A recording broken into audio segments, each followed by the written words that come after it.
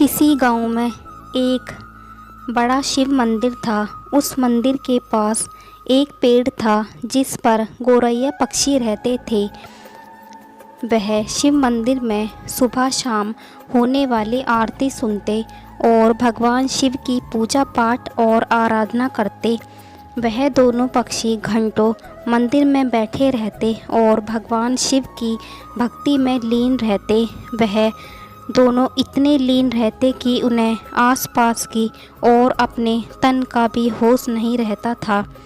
उन पक्षियों का यही नियम था, जब भी मंदिर में घंटी बजती, आरती होती तो वहां पहुंच जाते और भगवान शिव की आराधना करने लगते।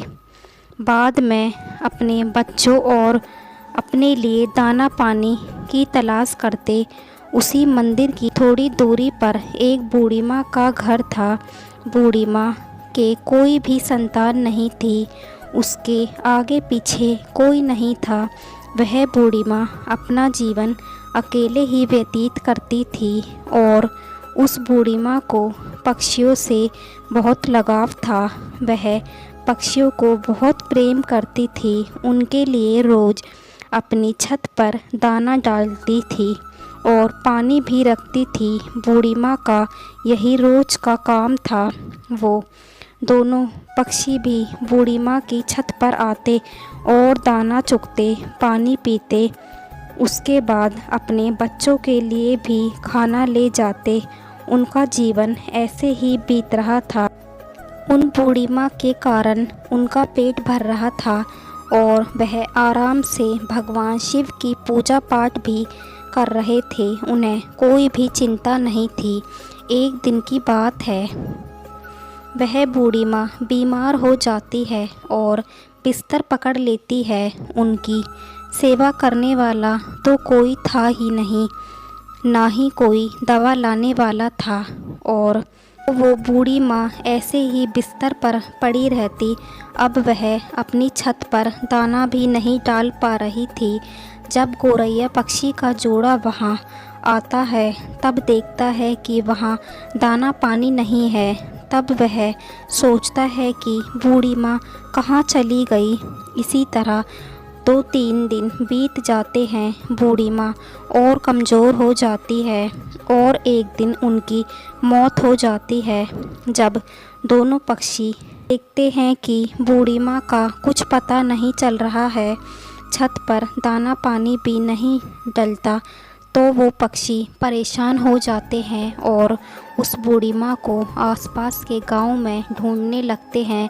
ढूंढते ढूंढते दोनों पक्षी थक जाते हैं। तब चिड़िया कहती है, स्वामी, उन बूढ़ी माँ का तो कुछ पता नहीं चल रहा है। वो हमें दाना पानी देती थी, दूसरे पक्षियों की भी देखभाल करती थी। वो कहाँ गई? हमने उन्हें कितना ढूंढा पर वो नहीं मिली। अब हम क्या करें? तब चिड़िया का पति कहता है, हमने सब जगह बूढ़ी माँ को ढूंढ लिया, बूढ़ी माँ कहीं नहीं मिली। उनके घर जाकर हमें देखना चाहिए, शायद वह बीमार तो नहीं। चिड़िया ने कहा, हाँ, हो सकता है, चलो चल कर देखते हैं। फिर वो दोनों बूढ़ी माँ के घर चले जाते हैं। अंदर जाकर देखते हैं तो बूढ़ी माँ अपने बिस्तर पर लेटी थी। उनके शरीर में कोई हलचल नहीं थी। वह बूढ़ी माँ को जगाने की कोशिश कर रहे थे, लेकिन उनके शरीर में कोई हलचल नहीं हुई। तब वह पक्षी कहते हैं कि बूढ़ी माँ इस दुनिया में नहीं रही, उनकी मृत्यु हो चुकी है। यह देखकर दोनों पक्षी बहुत दुखी हो जाते हैं और अब उन्हें दाना चुगने दूर दूर जाना पड़ता। इस तरह शाम हो जाती। शाम को जब मंदिर में घंटी बजती है, वहाँ शिवजी की आरती होती है, तो वो दोनों पक्षी मंदिर में पहुँच जाते हैं और एक पैर पर खड़े होकर भगवान शिव का जाप करते हैं। 1 घंटा बीत जाता है, 2 घंटे बीतते हैं। इसी तरह बहुत समय बीत जाता है। वह लगातार शिवजी की भक्ति करते रहते हैं। ऐसा करते करते 1 महीना बीत जाता है। बिना कुछ खाए पिए वो भगवान शिव की भक्ति करते रहते हैं। उन पक्षियों की भक्ति देखकर भगवान शिव बहुत प्रसन्न होते हैं और उन्हें दर्शन देते हैं और कहते हैं कि तुम्हें क्या चाहिए, तुम जो मांगोगे मैं तुम्हें वह अवश्य दूंगा। मैं तुम्हारी इस अखंड भक्ति से बहुत प्रसन्न हूँ। तुम में नन्ही सी जान होकर भी अपनी क्षमता से बाहर भक्ति की है, इससे मैं बहुत प्रसन्न हूँ। तब उस पक्षी के जोड़े ने कहा, भगवान हमें कुछ नहीं चाहिए, बस आप हमारी उन बूढ़ी माँ को फिर से लौटा दीजिए, उन्हें जीवित कर दीजिए, बस हमें यही चाहिए। तब भगवान शिव ने कहा, पक्षियों यह सृष्टि का नियम है, जो मर जाता है वह कैसे जीवित हो सकता है। ये तो सृष्टि का नियम है, मैं कैसे तोड़ सकता हूँ। उस चिड़िया ने कहा, नहीं प्रभु, हमें कुछ नहीं चाहिए, हमें तो हमारी बूढ़ी माँ ही चाहिए। तब भगवान शिव ने कहा, पक्षियों अब उन बूढ़ी माँ का शरीर गल चुका है, उसमें से कीड़े निकलने लगे हैं, उनका शरीर क्षत-विक्षत हो गया है, मैं उन्हें कैसे जीवित कर सकता हूँ।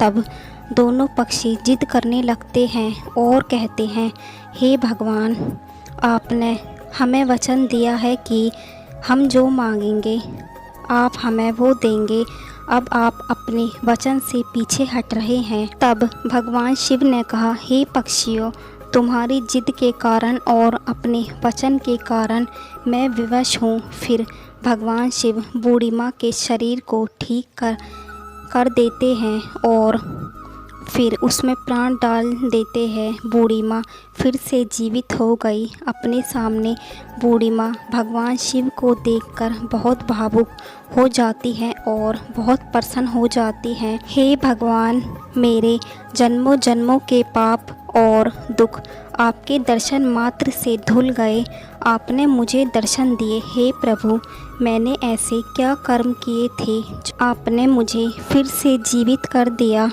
तब भगवान शिव ने कहा कि मैंने तुम्हें तुम्हारे कर्मों के कारण जीवित नहीं किया, बल्कि उन दो पक्षियों के कारण जीवित किया है। उन दो पक्षियों ने मेरी बहुत भक्ति की, एक पैर पर खड़े होकर मेरी आराधना की, मैंने उन्हें आशीर्वाद दिया है, उन्हीं की वजह से आज तुम जीवित हो। वो पक्षी कोई और नहीं बल्कि वह वही है जो रोज़ तुम्हारी छत पर दाना चुगने आते हैं, उन्होंने ही मेरी भक्ति की है। अब बूढ़ी माँ ने भगवान शिव को प्रणाम किया। भगवान शिव वहाँ से अंतर्ध्यान हो गए। फिर वो बूढ़ी माँ अपनी छत पर दाना डालने लगी, पानी रखने लगी और वह पक्षी का जोड़ा वहाँ आता और दाना चुगता। तब बूढ़ी माँ ने उन पक्षियों से कहा कि पक्षियों तुमने मुझे जीवन दान दिया है, भगवान शिव की आराधना की है, अपने लिए कुछ ना मांगकर मेरे लिए मांगा है। अब मैं चाहती हूँ कि तुम मेरे घर पर मेरी आँखों के सामने रहो। यह सब सुनकर दोनों पक्षी बूढ़ी माँ की बात मान लेते हैं और बूढ़ी माँ के घर आकर रहने लगते हैं। इसी तरह दिन बीतने लगते हैं और बूढ़ी माँ की चर्चा दूर दूर तक होने लगी कि एक बूढ़ी माँ है जो मरकर भी जीवित हो गई और उनमें अजीब सी शक्तियाँ भी आ गई हैं। अब इसी तरह बूढ़ी माँ के पास लोग अपने दुख परेशानियाँ लेकर आने लगे। वो लोग भगवान शिव की पूजा पाठ करते और उनके दुख दूर हो जाते। धीरे धीरे बूढ़ी माँ के चर्चे दूर दूर तक फैल गए। ऐसा करते करते बहुत दिन बीत जाते हैं और बूढ़ी माँ अपने घर पर उसी स्थान पर जीवित समाधि ले लेती हैं। उस स्थान पर भव्य मंदिर बनवाया जाता है और आज भी उस स्थान पर वह मंदिर गुजरात में स्थित है। उस मंदिर को चिड़िया वाले बूढ़ी माँ के मंदिर के नाम से जाना जाता है। उस मंदिर में गौरैया पक्षी का जोड़ा आज भी हमेशा देखने को मिलता है। जय हो भगवान शिव की। आपको ये वीडियो पसंद आई है तो वीडियो को लाइक करें, साथ ही मेरे चैनल को भी सब्सक्राइब करें और कमेंट बॉक्स में ओम नमः शिवाय जरूर